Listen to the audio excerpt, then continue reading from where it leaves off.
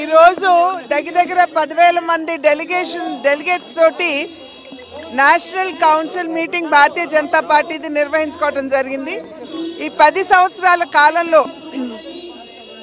ప్రజా సంక్షేమ ప్రభుత్వం ఏ రకంగా భారతీయ జనతా పార్టీ ఇచ్చింది అనేటువంటి విషయాల మీద చాలా వరకు కూడా చర్చ నిర్వహించుకోవడం జరిగింది. దీన్ని ఏ విధంగా మనం ప్రజల దగ్గరికి తీసుకుని వెళ్ళాలి, ఎందుకంటే ఎన్నికలు మనం ఎదుర్కోబోతున్నటువంటి సందర్భంలో సమర్థవంతంగా దీని యొక్క స్ట్రాటజీ ప్రకారం మనం ప్రజల వద్దకు తీసుకువెళ్ళాలి అనేటువంటి విషయాల మీద కూడా చర్చించుకోవడం జరిగింది. ఇవాళ సూచనలు వచ్చాయి. రేపు ఆ సూచనలన్నీ కూడా క్రోడీకరించి ఏ రకమైనటువంటి ప్లాన్ ఆఫ్ యాక్షన్ తోటి వెళ్ళాలి అనేటువంటి విషయం మీద రేపు మాకు మార్గనిర్దేశకత్వం చేసే అవకాశం ఉంటుంది. పొత్తుల విషయం మా పై నాయకత్వం చూసుకుంటారు, మాకు దాంతో సంబంధం లేదు. వారు అన్ని విషయాలు వారి పరిగణలోకి తీసుకుని పొత్తులు ఉంటాయా లేదా అనేటువంటి విషయం మీద వారు నిర్ణయం చేస్తారు. కార్యకర్తలంగా అదేవిధంగా రాష్ట్ర అధ్యక్షురాలుగా మా పని, మా విధి, మా బాధ్యత రాష్ట్రంలో భారతీయ జనతా పార్టీని బలోపేతం చేసుకోవడం. అంటే దీనికి 2 కోణాలు ఉంటాయి, సంస్థాగత పరంగా అదేవిధంగా రాజకీయ పరంగా కూడా. సంస్థాగత పరంగా చూసుకున్నట్లయితే బూత్ కమిటీల దగ్గర నుండి ఇవన్నీ కూడా చూసుకుంటూ ఏ రకంగా బలంగా ఉన్నాయా లేదా, లేకపోతే బలోపేతం చేసుకోవాలంటే ఏం చేయాలి. అదేవిధంగా రాజకీయ కోణం నుండి అంటే ప్రజా సమస్యల్ని అదేవిధంగా విధాన లోపాలని ఎత్తి చూపడం. ఇది ప్రక్రియగా మనం విధిగా చేయవలసినటువంటి కార్యక్రమాలు. దానిలో అంతర్భాగంగానే పంచాయతీ నిధులు డైవర్ట్ చేస్తున్నటువంటి విషయాలు కావచ్చు, అదేవిధంగా లిక్కర్ మాఫియా, శాండ్ మాఫియా, ఇసుక మాఫియా కావచ్చు, మరి అన్నింటికంటే మిన్నగా ఏవైతే దొంగ ఓట్లు రాష్ట్రంలో పెద్ద ఎత్తున ఉన్నాయో వాటిని మేము సెంట్రల్ ఎలక్షన్ కమిషనర్కి పెన్ డ్రైవ్లో రుజువులతో సహా వారికి అందివ్వడం జరిగింది.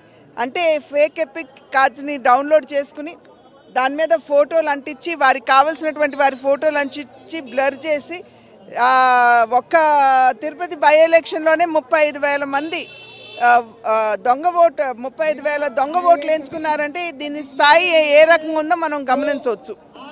అదేవిధంగా అక్కడ ఉన్నటువంటి కమిషనర్, అప్పట్లో కమిషనర్, ఇప్పుడు కలెక్టర్గా ఉన్నటువంటి గిరీష్ గారిని కూడా సెంట్రల్ ఎలక్షన్ కమిషన్ను సస్పెండ్ చేయడం జరిగింది.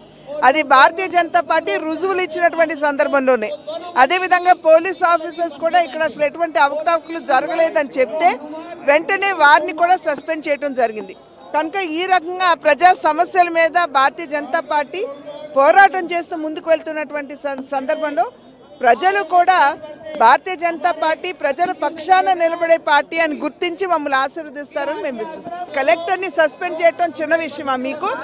అదేవిధంగా ఐపీఎస్ ఆఫీసర్ని సస్పెండ్ చేయడం చిన్న విషయమా? మీరు ఆ ఆలోచనలు ఉంటే మేమేం చేయలేమండి.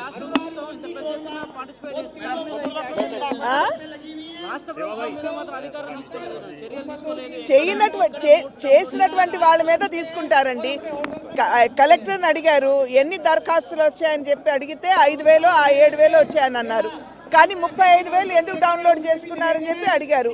అక్కడ అతను తప్పు చేశాడని అర్థమైంది, వెంటనే యాక్షన్ తీసుకున్నారు. చెప్పమనండి, ఎవరున్నారు నాయకులు వాళ్ళు చెప్పాలి కదా చేసినటువంటి వారు ఎవరు.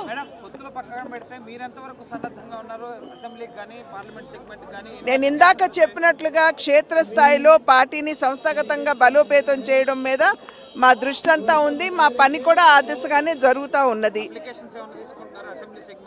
చాలా మంది వచ్చి ఇచ్చారు, కానీ వాటిని ఇప్పుడప్పుడే కాదు కదా, నోటిఫికేషన్ వచ్చిన తర్వాత మేము వాటి మీద దృష్టి కేంద్రీకరించి ఎవరు ఎక్కడ అనేది డిసైడ్ చేస్తాం.